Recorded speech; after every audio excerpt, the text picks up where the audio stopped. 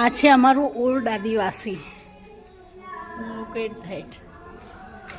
જો આ છે માટલા અને એમાંથી પાણી પીવે છે કાકા.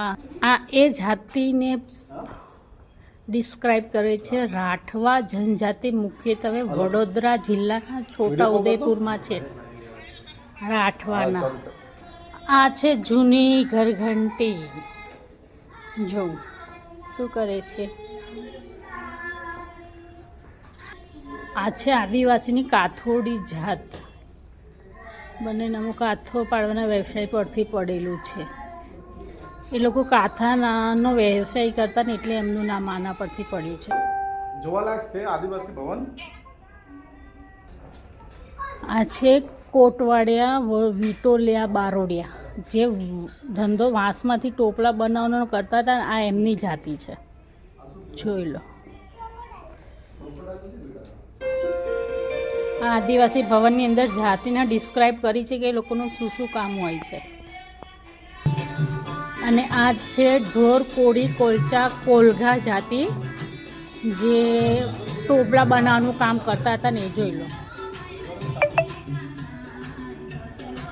આદિવાસીની જાતિ છે. પહેલાં તો વાંસના ખાટલાય બનતા હતા, જોકે અત્યારે એવું ઓછું થઈ ગયું છે. આ છે ચૌધરી જાતિ. જોઈ લો, એનું ડિસ્ક્રાઇબ કરેલું જ છે પૂરું.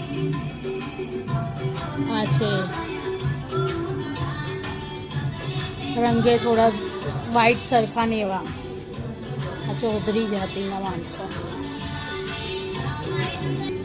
આ વારલી જાતિને પ્રસ્તુત કરે છે, જે લોકો દક્ષિણના વારલાટ પ્રદેશમાંથી આવતા હતા, એથી એમનું નામ વારલી પડ્યું હતું. શુદ્ધ, મુદ્રે, દાવર અને મિહિર આ 3 કુળના કુલ 24 કુળ બનતા એ લોકોથી.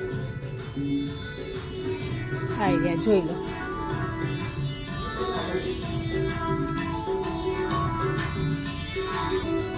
આ હળપતિ જાતિના, જે હળ ખેડતા ને જો પડ્યું છે ને પાછળ હળ.